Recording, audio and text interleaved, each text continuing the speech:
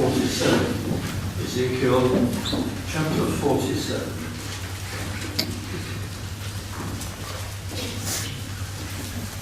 Afterward he brought me again unto the door of the house, the temple. And behold, waters issued out from under the threshold of the house eastward, for the forefront of the house stood toward the east, and the waters came down from the right side of the house, at the south side of the altar. Then brought he me out of the way of the gate northward, and led me about the way without, unto the utter gate, by the way that looketh eastward. And behold, there ran out waters on the right side. And when the man that had the line in his hand went forth eastward, he measured 1,000 cubits, and he brought me through the waters were to the ankles. Again he measured 1,000, and brought me through the waters were to the knees. Again he measured 1,000, and brought me through, the waters were to the loins. Afterward he measured 1,000, and it was a river that I could not pass over, for the waters were risen, waters to swim in, a river that could not be passed over. And he said unto me, Son of man, hast thou seen this? Then he brought me and caused me to return to the bank of the river. Now when I had returned, behold, at the bank of the river were very many trees on the one side and on the other. Then said he unto me, These waters issue out toward the east country, and go down into the desert, and go into the sea, which being brought forth into the sea, that is the Dead Sea, the waters shall be healed. And it shall come to pass that everything that liveth, which moveth, whithersoever the rivers shall come, shall live. And there shall be a very great multitude of fish, because these waters shall come thither, for they shall be healed, and everything shall live whither the river cometh. And it shall come to pass that the fish shall stand upon it from Engedi even unto Engedi. They shall be a place to spread forth nets. Their fish shall be according to their kinds, as the fish of the great sea, the Mediterranean, exceeding many. But the miry places thereof, and the marishes or marshes thereof, shall not be healed. They shall be given to salt. And by the river upon the bank thereof, on this side and on that side, shall grow all trees for meat, whose leaf shall not fade, neither shall the fruit thereof be consumed, that is withered. It shall bring forth new fruit according to his months, because their waters they issued out of the sanctuary, and the fruit thereof shall be for meat, and the leaf thereof for medicine. May God add his blessing to the reading of his word. Verse 1, Ezekiel chapter 47, verse 1. Afterward he brought me again unto the door of the house, and behold, waters issued out from under the threshold of the house eastward, for the forefront of the house stood toward the east. And the waters came down from the right side of the house, at the south side of the altar. And our subject is understanding Ezekiel's river of life. And as we have been noting in our studies, not exhaustive studies by any means, not dealing with every passage in this prophecy of Ezekiel, but with highlights, with chief pivotal chapters. In our various studies we've noted that most of Ezekiel's visions are prophetic parables. They are not to be interpreted literally, as though they represent things that would exactly happen in the world as they are described in the chapters, in the prophecies. Now Ezekiel, under the inspiration of the Spirit of God, provides us with constant indicators that he is speaking in pictures, in figures, not to be taken absolutely literally, but to be searched for their spiritual fulfillment and sense. And even in recent studies, we've looked, for example, at the vision of the valley of dry bones that lived. And it is obviously figurative. That's so plain. And then immediately after that, there was the assault set up by Gog and Magog. And again, Ezekiel leaving many indications that he is speaking prophetic parables, because he uses extinct nations and princes, not entirely, but 50% in that vision of the attack on the unfolding church in its gospel era and gospel history, and many other indications we looked at also. And constantly there is symbolism, and here it is too, in this 47th chapter, as we shall see. We've looked at the previous chapters, the very unlikely temple in the vision, with measurements that are often contradictory, impossible to carry out by any builder. Sometimes the interior of the temple is larger than the entire temple precincts, and there are these indications that we're following the language of prophetic parable, and that Ezekiel speaks of a coming age, and particularly of the future of the church in the age of the gospel after Christ. And we looked at those indications. But here is the river of life. It's not the only place in the prophecies of old where we have reference to this river, or indeed in the New Testament, the river of life. Now, constantly we've been noting also, just to prepare us for this particular passage, that the church of the New Testament will be a separated church, a distinct community, a distinct people. In fact, where Ezekiel does refer to past history, he reproves the priests of Israel severely from God and denounces them and condemns them for their chief error and sin, which was to confuse sacred and profane and to not maintain the sacred things of God's worship and the temple, and to allow those who are unclean into those sacred premises. So there is great condemnation for the church and the world being mixed. And for the future, it will not be mixed, but the church will be distinct and separate. Now, this is a mistake which is frequently made today, as you know, that the church adopts worldly things, that individual Christian people often lead very worldly lives, fulfilling their earthly desires, self-indulgence and earthly indulgence, in possessions, in behaviour, in recreations, in entertainments, and it comes even into the worship of the church. Well, all that is condemned in the repeated prophecies and visions of Ezekiel.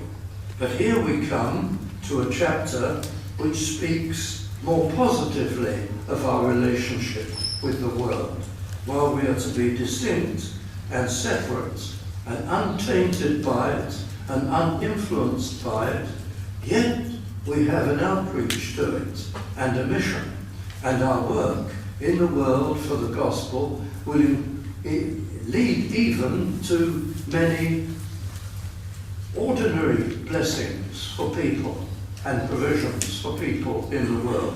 From this river of life will come untold benefits and secondary benefits for the world for society, for civilization. So we're going to be looking at the river of life in Ezekiel. And it's anticipated before even the first temple in the tabernacle. There's the laver of brass. There is the water provided near to the altar for the washing of all the sacred utensils and the priests and their garments. So water has always been a feature of the temple, and it's used for ceremonial cleansing. And in Solomon's temple, there it was also a great sea, it's described as, encased by brass for all these ceremonies, probably supplied by plumbing of quite a sophisticated kind. But in this temple, the temple that's been described in the preceding chapters, the water is not coming from any visible place, and we'll speak about that. But you look at verse 1, waters issued out from under the threshold of the house. They welled up on the great entrance step of both the north and possibly the east entrances, but they welled up somehow and began to flow out from that point. They're anticipated also in other prophecies. In Psalm 46, this temple vision of the influence of the church in a future age is anticipated. There is a river, the streams whereof shall make glad the city of God, the holy place of the tabernacles of the Most High. What's that? But a prophecy in the Psalms of this very same river. So it flows from under the threshold. It's a remarkable river. But it shall be in that day, we're told in Zechariah, in a parallel prophecy, that living waters shall go out from Jerusalem. It's not only Ezekiel. In Joel chapter 3 verse 18 there's also a reference to this mystical figurative river. A long reference in Isaiah chapter 35, which I'll have cause to refer to a little later. And then the Lord Jesus Christ in John chapter 4 and verse 10. And what is this but this river explained for his own age and work? Jesus answered and said unto her, the woman at the well, if thou knewest the gift of God, and who it is that saith to thee, give me to drink, thou wouldst have asked of him, and he would have given thee living water. In verse 13 of that same John chapter 4, Jesus answered and said unto her, whoever drinketh of this water shall thirst again, but whoever drinketh of the water that I shall give him shall never thirst, but the water that I shall give him shall be in him a well of water springing up into everlasting life. And that is undoubtedly a reference back to the river of living water that the prophet said would flow from the temple in that day when Messiah came. So let's look at the individual verses and then I'll give the sense. And remember, they're about how the church relates to the world. Verse 1, we've already noted, a flowing stream comes out of the temple from under the threshold. And I'll comment on that. This is, of course, impossible, literally, because we're on a high mountain. The temple vision and the construction of this vast temple, far bigger than the whole of ancient Jerusalem in its dimensions, is situated on top of where? Well, it's far too big for Temple Mount, unless in the vision it's greatly enlarged. It's not literal, you see. But what is the source of a stream of water coming there from the top of a mountain? It's not natural, it's not possible, it's not right. And these are just indications that Ezekiel leaves all the way through, that we're not talking about a natural, literal event. We're talking about a prophecy in a symbol. And then you go to verse 2, then in the vision, brought he me out of the way of the gate northward, and led me about the way without. Well, that sounds complicated, but it isn't. Ezekiel is taken out of the north gate because only God is to use the east gate, as we saw in the last study. And he's taken round to that east gate, and looking eastward, behold, there ran out waters on the right side.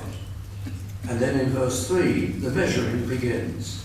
And when the man that had the line in his hand went forth eastward, he measured 1,000 cubits.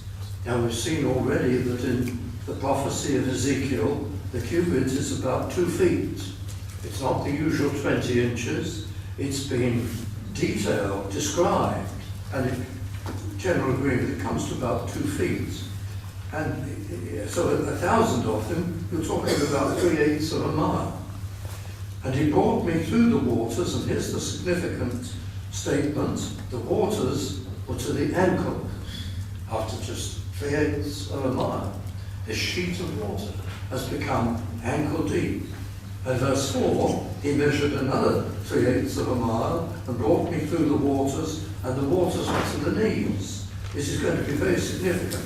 Again, he measured 1,000 and brought me through the waters were to the loins. Then in verse 5, it became, after another 1,000 cubits, a river that I could not pass over, for the waters were risen, waters to swim in, a river that could not be passed over. So it's getting deeper and deeper. And after only 1.5 miles, it's a deep river, impossible to wade across, a water only for swimming. And this is so significant that in verse 6, Ezekiel is told, "Son of man, hast thou seen this?" This is something to be particularly noted and marked. Then he brought me, the implication is back along the bank, and caused me to return to the brink of the river. So in those first 7 verses, you have a phenomenon that cannot be taken literally. A river flowing from an impossible place and gaining in depth and probably width immensely, until it's quite a flowing torrent and extremely deep within only that 1.5 miles. So this is something which depicts something very special, a spiritual fulfillment. We're not looking at a geographical description here. And in verse 7, now when I had returned, behold, see, as though it's something surprising, something certainly that Ezekiel hadn't noticed before. His attention had been so engaged by the remarkable river, or what he was to see next had been withheld from him until the right time. Behold, at the bank of the river were very many trees on the one side and on the other. You would have expected him to have noticed them. An almost forest lining either bank. Very many trees. But no, it's being unfolded to him stage by stage. And then there's an explanation of where the river goes. Verse 8, they issue out toward the east country. They go down into the desert, which could also be translated the plain, and go into the sea, which would be the Dead Sea in that direction, which being brought into the sea, the waters shall be healed. Well, that will be very remarkable.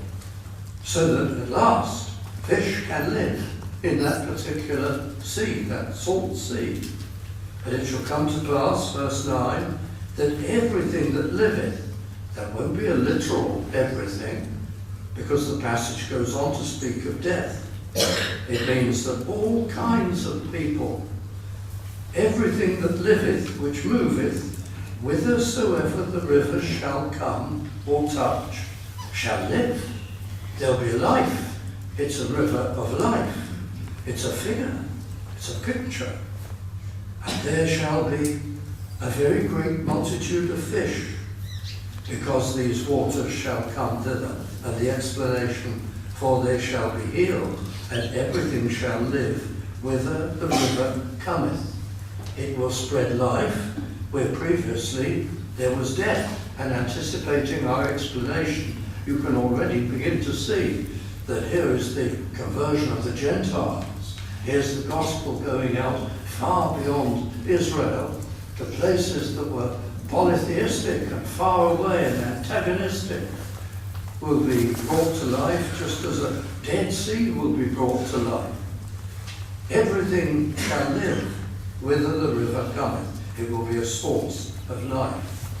And then it proceeds to say in verse 10 that there'll be fish like the fish of the great sea. Well, that is another strange piece of information, because this would be presumably a freshwater river, if we're to take it literally, flowing impossibly from the Temple Mount, and yet it's to have the very same fish that will be found in salt water in the Mediterranean. So of course it's a figure, it's a picture. Ezekiel isn't making mistakes. He's constantly leaving these indications that we're speaking in pictures, not in realities. And the vast numbers of fish representing life in this great sea, exceeding many, repeated yet again. But verse 11, the miry places thereof, and the marishes or marshes thereof, shall not be healed. They shall be given to salt. People who are on the very fringes of the influence of this river are not touched by it, and their death prevails. And that helps us to interpret the earlier verse that said that everything that liveth, which moveth, wherever the rivers come, shall live. Not quite everything. There'll still be death. There'll still be areas uninfluenced by the life-giving power of the river. And of course it's so, because this looks forward to the gospel age. Well, what does the river do?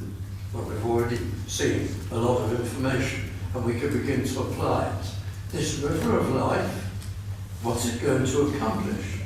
We can be satisfied that the river is the same river that other prophets speak of, that in the day of Christ, in that day, the language of prophecy, in that day, repeated so many times, the day of Christ, the day of the Messiah, the day when the branch comes. In that day, a river shall flow from the city of God, and it will water everywhere. This is the same river. It's the river of life of the gospel age. That's what the prophecy is about. Now, friends who interpret the Old Testament according to the rules of dispensationalism, who want everything to be literal, virtually empty these chapters of their meaning. Many of them are good people and good exegetes in other parts of the scripture, and good interpreters anywhere but in prophecy. But the idea that this is to be taken literally is not only impossible, but it's fruitless. There's no benefit, no message, no merit in it. I noted that the MacArthur Study Bible says rather unhelpfully, this chapter deals with the changes in the water in the coming, in his view, millennium, 1,000-year rule. Dealing only with the changes in the water? Are you only noting the measurements, the dimensions, the depth and things like that? No, it's a figure. It's teaching us of things that will take place in the age of the gospel. And here it is, the elaboration. Verse 9, it's life. Everything that liveth, which moveth, whithersoever the river shall come, whatever the river affects and touches, shall live. Vast number of fish, healing, and so on. We've seen the fishermen in verse 10, the dead fringes in verse 11, verse 12, which is a kind of elaboration, all manner of fruit trees, evergreens, strangely, fruits that never withers, fruiting every month, all because the water comes from the sanctuary. The river of life flows from the sanctuary. The fulfillment of the ancient sanctuary from Christ, from Calvary. Well, first of all, let me get down to application. In verse 1, it comes from under the threshold of the house. The river of life, in the age of the gospel, has a secret source, an unseen source. Where does salvation begin? It begins in secret. It begins in that impossible to see place. It begins in the eternal counsel of God before the cosmos was created.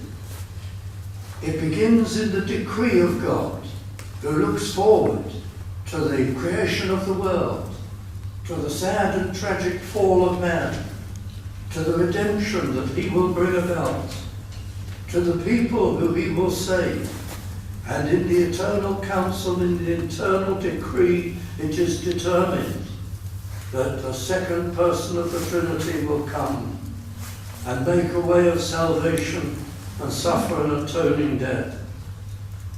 The election of God takes place in that eternal counsel. So it's a secret source. The conversions that we see, the work of God, the history of the church and of the gospel, it actually has that secret source, has another secret source, the inner agony of Calvary, the extent of suffering, the price of salvation, which you cannot see, which cannot be truly reflected in the external wounds of Christ, that inner separation of soul from the Father, the agonies of Calvary. It's reflected also in the work in our own hearts. I could turn to the Gospel of John in chapter 3, and those so famous words in verse 8. The Lord explains the new birth. The wind bloweth where it listeth, and thou hearest the sound thereof, but canst not tell whence it cometh and whither it goeth. So is everyone that is born of the Spirit. There's that inner work of the Spirit, secret and invisible to us, whereby the soul is regenerated and the eyes are opened, and you begin to understand the Word of God, and your will is inclined to believe, and the irresistible work of grace takes place. Whether you're looking at the whole way of salvation or the salvation of an individual soul, it has a secret source. So the river of life flows from that invisible source under the threshold. And the second thing that we see in these verses, and I won't go specifically to them, is the extraordinarily rapid rise, extent, depth and power of this river. And so it is. After Pentecost, the ancient world was overwhelmed, almost. The advance of the gospel was so rapid throughout the then world. And to Europe, to Africa, in no time at all, there were churches springing up. You see it in the book of Acts.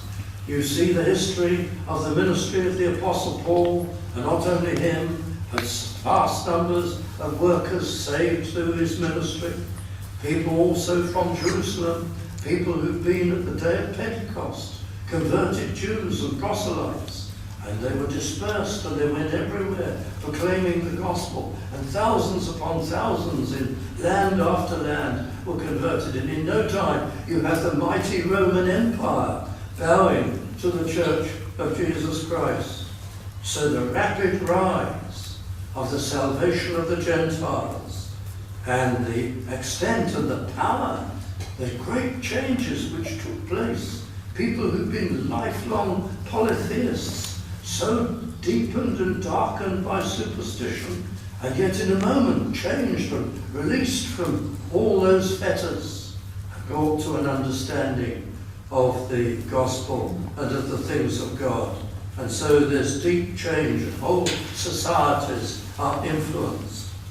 Again, let me recommend you, if you haven't already read it, that book by Vishal Mangalwadi, the Indian intellectual, the book that changed your world. I commend it to you all, the history of the influence of the Bible on Western nations since the Reformation. An extraordinary story. Just to focus on it for a while.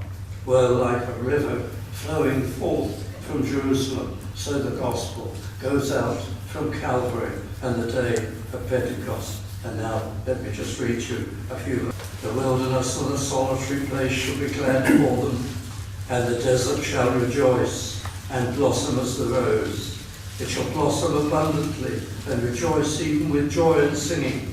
The glory of Lebanon shall be given unto it, the excellency of Carmel and Sharon. They shall see the glory of the Lord and the excellency of our God. Strengthen ye the weak hands, confirm the feeble knees. Say to them that are of a fearful heart, be strong, fear not. Behold, your God will come with vengeance, even God with a recompense. He will come and save you. Then the eyes of the blind shall be opened, and the ears of the deaf shall be unstopped. This is the same river, the same gospel age. Then shall the lame man leap as an hart, and the tongue of the dumb sing. For in the wilderness shall waters break out, and streams in the desert, and the parched ground shall become a pool, and the thirsty land springs of water. In the habitation of dragons where each lay shall be grass with reeds and rushes. Nearly 200 years before Ezekiel, Isaiah was inspired with a remarkably similar picture of the coming age. Let me talk briefly about the purifying influence of this river of life. Forgiveness, healing, transformation, not only the forgiveness of sin, but the changing of the life. Then spiritual life, communion with God, it's all there. A new worldview. Oh, that grand old illustration serves us well in so many ways. Before conversion, you're like a goldfish in a bowl. All you can see in distorted form, perhaps, a little bit outside the bowl, but it's all so indistinct. That bowl circumscribes your world and your experience. But conversion, the river of life, brings you out of that bowl, and you get a new worldview. You can see this is a fallen world. You can see it's a created world. You understand the scriptures. You understand who you are and where you are in this world and where it's going. You have a whole new worldview you never had before. You could be a university professor, a Nobel Prize winner, a brilliant individual, applauded by everyone, but unconverted. When it comes to a worldview, you're still in that goldfish bowl. You can't see spiritual realities.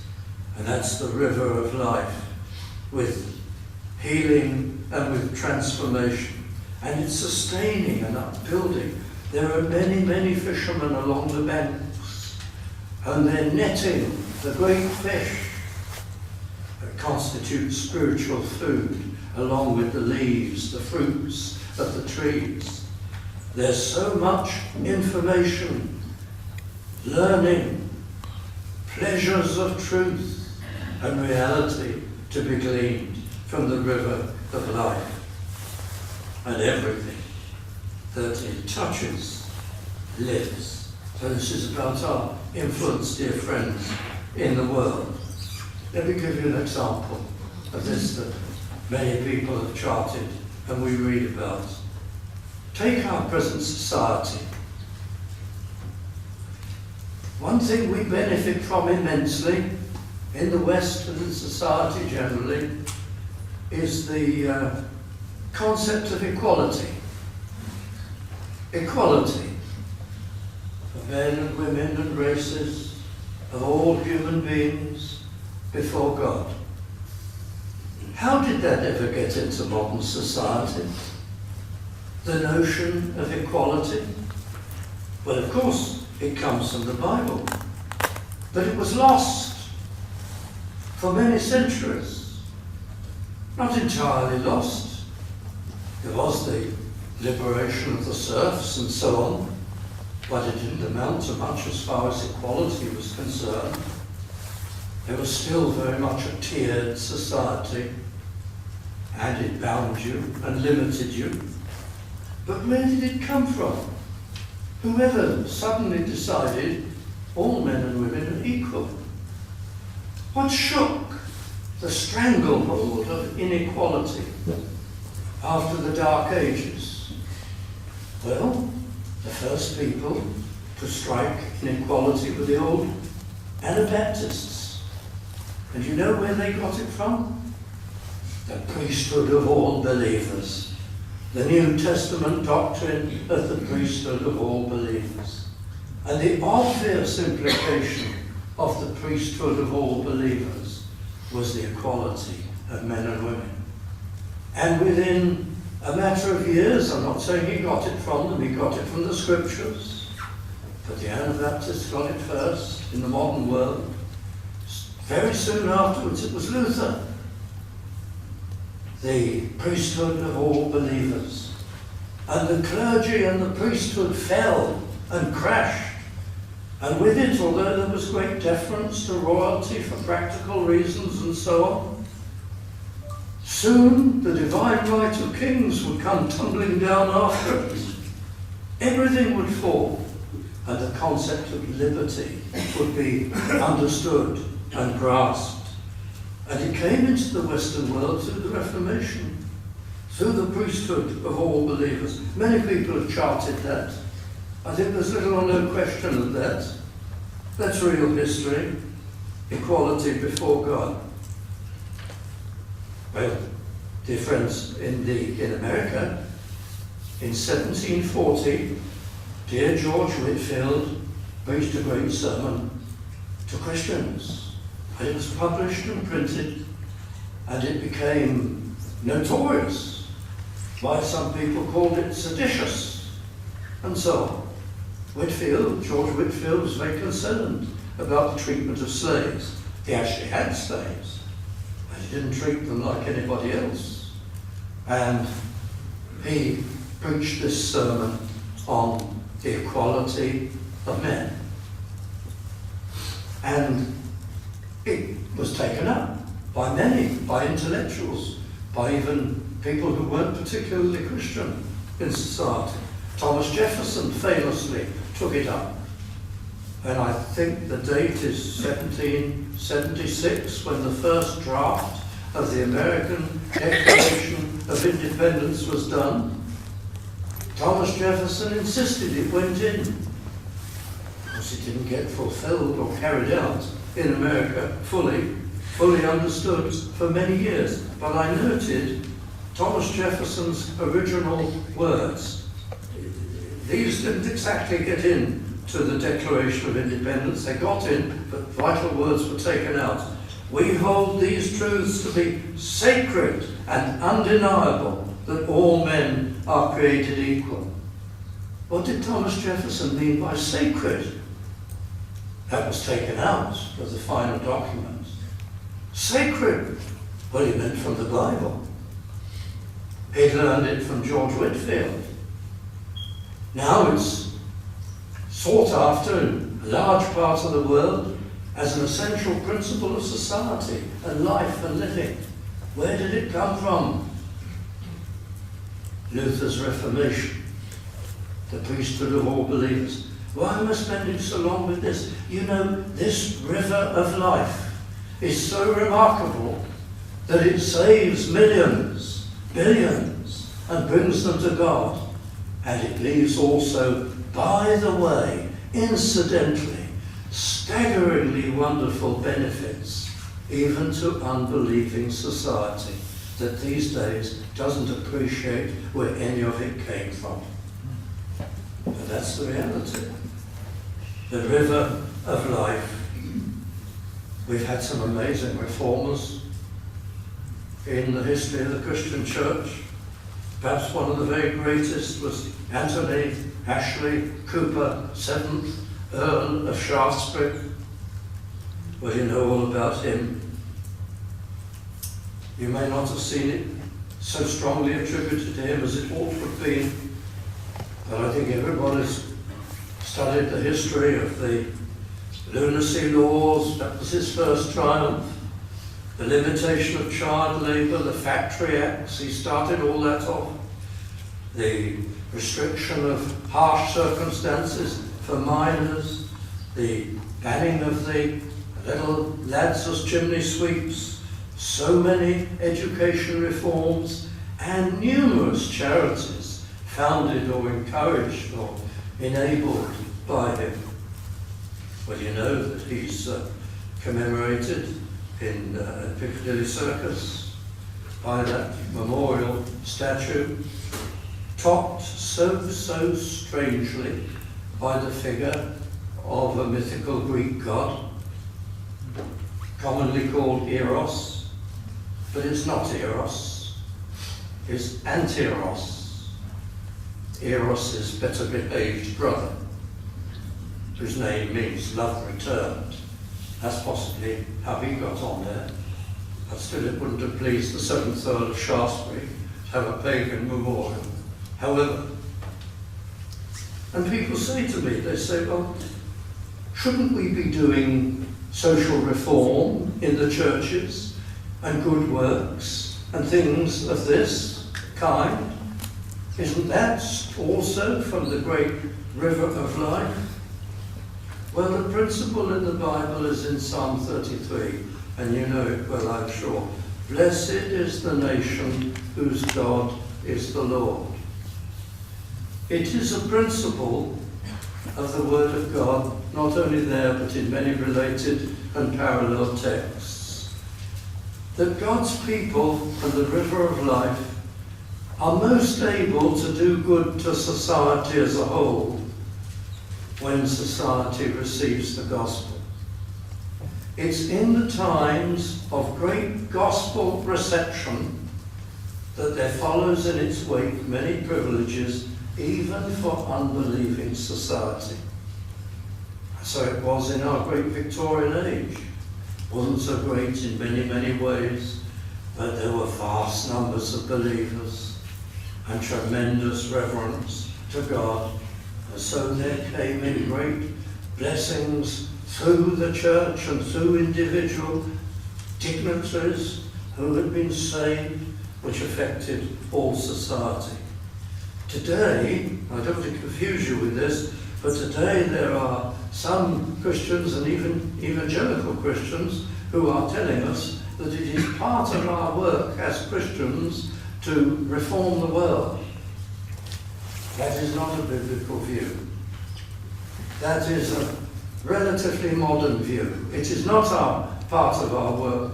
It is not part of a work that results from the resurrection of Christ, as is falsely claimed. This comes from liberal theology, that Christian people have a parallel mission, not only to win souls, but to restore a good and a perfect earth. That is a nonsense. Good works in the world are enabled and blessed as a fruit of the reception of the gospel. And wherever nations, peoples in any large numbers have received the gospel, there have followed tremendous benefits through individuals working through the church. Some people take another approach to this, which is equally mistaken, and they say, well, of course, unless we do good works and found wonderful institutions and so on, people will not believe the gospel. So good works come first, and pre-evangelism, to soften people up, as it were, to give them a good impression of the church and of the Word of God. Well, friends, how do you answer that? You just cast your mind back to the New Testament church. What did they do? What did they do? What great social reforms did they organise? What did they set about seeking to do? Nothing. They preached the gospel. And as they preached the gospel, and as they won souls, and as multitudes were converted, then there was following on behind a mighty social effect. And so it has been down the ages. Our primary work, let's say our first task is the gospel. Our second task is the gospel. Our third task is the gospel. Our fourth task is the gospel. That is the great reforming influence. And as the gospel is received, God will raise up among us those who have opportunity, like the privileged Auntie Ashley Cooper, born into the aristocracy, virtually born into being an MP and a member of the House of Lords and a member of the Cabinet. Doesn't happen these days, but God so ordered it years ago. Though a great friend of C.H. Spurgeon's, by the way, and they were able to do mighty things. And that's the way round. It's all a result. It's all a fruit. But enough of that. It's the river of life itself we're talking about, and I'm over time, but I'd like to make a final personal application. Once you see this, and you see that we are a separate people, we're not interested in the world for its own sake. We're not worldlings. We protect ourselves from the baneful influences of the world, and yet we're set by God to win people from the world. God is gathering out people, and to do such good as we can, incidentally to the work of the gospel. We're set to influence the world, but not to be part of it, and not to be influenced by it. But this is how it influences us individuals. Let me put it this way as I come to conclusion. There will be people among us here tonight, I hope not many, but it is inevitable that there will be some with us here tonight who profess Christ, who move among us, who pass as Christians, but as their lives unfold, they will gravitate to worldly self-indulgence. They're not really in favour of complete dedication to the Lord. They want to be of this place, this world, and tasting its dainties, and enjoying its comforts, and identifying with it. Their minds will be set much more on their careers, and their families, and their ever more beautiful homes, and they're moving to ever bigger, better motor cars, and signs of social success. And somewhere or other they'll find some perverse Christian teacher who is proclaiming something like, oh, your first task as a Christian is not to be rushing about, like some people do, talking about serving the Lord and doing this and doing that. Your first task is to look after your family and to do well in life and to honour the Lord in that way.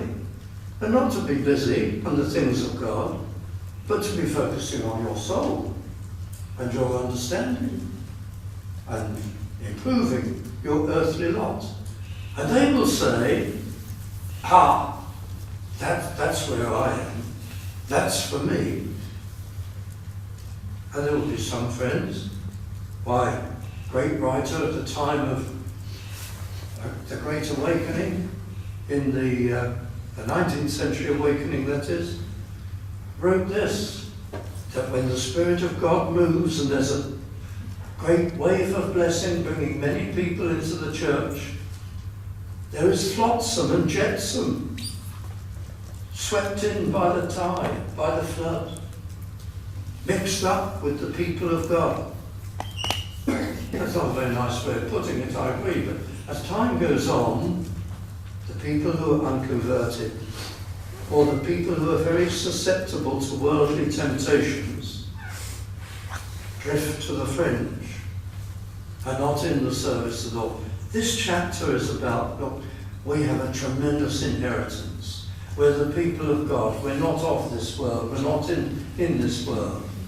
We have a mission in this world. We are represented by this great river of life. We're influencing souls. We're giving our lives to that. We're dedicated to that. That's our chief priority. That's our calling. That's true Christianity.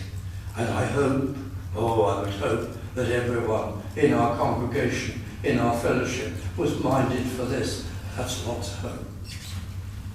There are always some who fall short of that. That's very sad. And you realise as time goes on, they're either not converted, they haven't got the instincts of a truly converted person, or they've been ensnared early in their Christian lives by worldly tastes. But this is the book of the prophet Ezekiel. All these images, pictures of the gospel age, and the river of life is our influence within the world. Lifelong witnessing, serving the Lord, seeking to bring in a new generation, not of this world, being careful what we buy, being careful what we're ensnared by, being careful where our wrong tastes would take us. This is about a committed Christian life. Well, let's close singing together the hymn 461.